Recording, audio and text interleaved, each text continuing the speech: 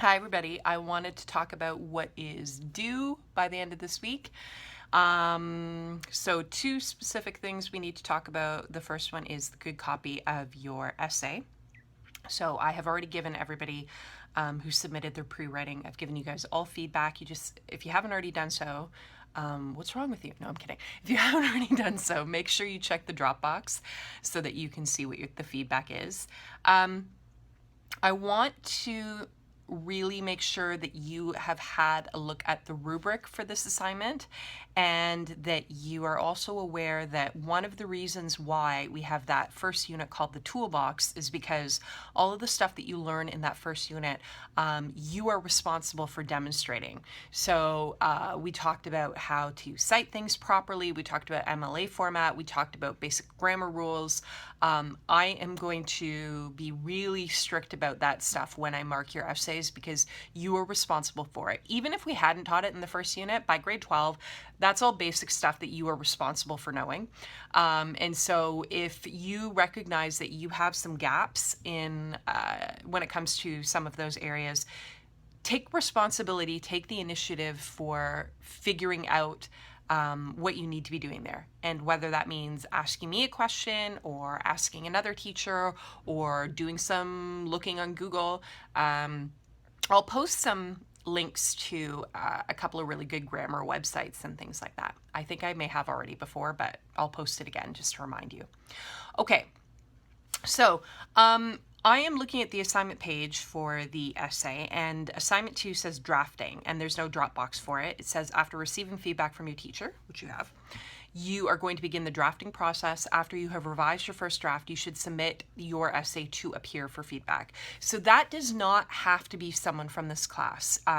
You are perfectly welcome to, work with somebody else at your home school, but you are expected to have a peer edit your work for you. Okay, not just edit, but also provide suggestions for revisions. So when I talk about that, I'm talking about the difference between, just catching grammar and spelling errors. I'm talking about the difference between that and perhaps not having completely developed ideas or not having unity or coherence in your essay. That sort of thing you should be looking for from a peer editor as well. And I've given you suggestions for things that you should be providing feedback on. So thesis statement, topic sentences, sufficient support, unity, and coherence, all right? If you are not able to find a peer editor on your own, I can talk to somebody else in the class and hook you up with someone, but I'm leaving that up to you. So if I don't hear from you, I'm assuming that you've been able to get a peer editor on your own. Okay, for the final draft, it says, you may end up using the same classmate as a peer editor, or you may work with someone else, but do ensure you're not the only person who has proofread your essay. So we're talking about the difference here between, having somebody take a look at your first draft and having somebody look at your final draft and proofread it for you to make sure it's polished. So that can be the same person that you had proofread your rough draft, or it can be somebody totally different.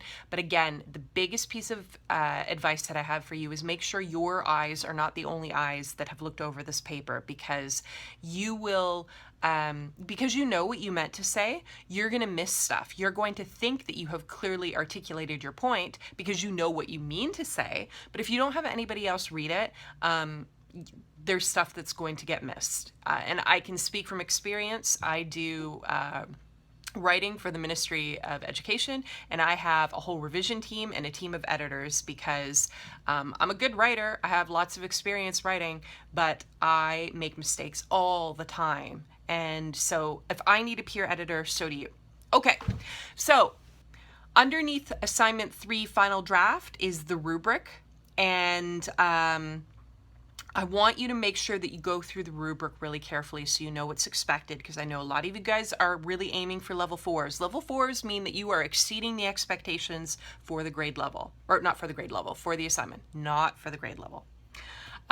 So if you want to exceed the expectations, then you need to be working really hard, okay? So, I am going to be marking you on knowledge of conventions of your essay type. So for example, if you decide you're writing a persuasive essay, but I don't see any use of logos, pathos, or ethos, we've got a problem. If you are writing a narrative essay, but I don't actually see a story, we've got a problem. Thinking, using a planning process. So I should see evidence that you have generated and organized your ideas, you've created a draft, you've revised your draft, you've proofread and produced a polished essay. That doesn't mean you need to submit evidence of all of your rough work, but it doesn't hurt. Okay, and I mean, I can pretty much tell what the difference between a rough draft and a good copy, even without having the supporting evidence. So if you didn't submit pre-writing stuff to me, if you missed that deadline, then I would encourage you to attach your pre-writing as supporting evidence so I can see the pre-writing that you've done. Alternatively, another suggestion is if you submit your essay to me as a Google Doc, and you need to make sure that you have enabled permission so I have access to it. If you don't know how to do that, then you need to talk to me or talk to somebody else, because if you submit a private link, I can't read it. But if you submit a Google Doc link, then I can track your revision history and I can see the evidence of your revisions. So you wouldn't need to submit additional documentation with that. Okay, communication. You have expressed and organized your ideas really clearly. All right, for a level 4, I need to see clarity, high degree of effectiveness. And your use of grammar conventions are really effective as well. Not just that it's correct, but you're actually using grammar skillfully to convey your ideas. And you are presenting a perspective, an idea, experience, or belief appropriate to the essay type, purpose, and audience. So you can see there's a lot of emphasis here on the connection between your ideas and the format that you've chosen, because we really want you to see that the method that you choose for communicating your ideas is intrinsically linked to the ideas themselves. Okay.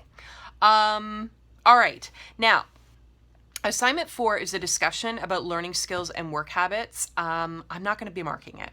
And so it closes at midnight on Friday. If you choose to participate in that, that's awesome. Anything that you can do that gives me evidence that will help me determine your final mark in the course is appreciated, but you will not lose marks for not participating in this discussion. And like I said, it's going to close at midnight on Friday, and no, I'm not going to extend that. Now, a little note here for those of you who have listened to this message till the bitter end, because I'm not going to type it on the website. This is a long weekend. I have already moved the deadline for the essay from Wednesday, today, to Friday, but I will not count it as late as long as I have it by midnight Monday. So normally it would be Sunday, but because Monday's a holiday, midnight Monday is when I will cut off. And so basically, as long as the Dropbox accepts it, you have not submitted it late, in my opinion. If you are going to be submitting it late, you need to be aware that late mark deductions will apply. So it will be 10% for the first day, 5% for each subsequent day, to a maximum of 5 days, at which point it becomes a 0, okay? This is a culminating task. This isn't some bizarre rule I've made up. This is actually coming from Growing Success, which is a document put out by the Ministry of Education for Ontario, and I am following that. I do have the ability to make some judgment calls within that, but if I don't hear from you and you just end up submitting it late mark deductions will be applying. Okay, let me just see here if there's anything else that I missed. Yeah, so you've got until Monday at midnight to get the essay done. And, oh, right, there is also the assignment for Serial.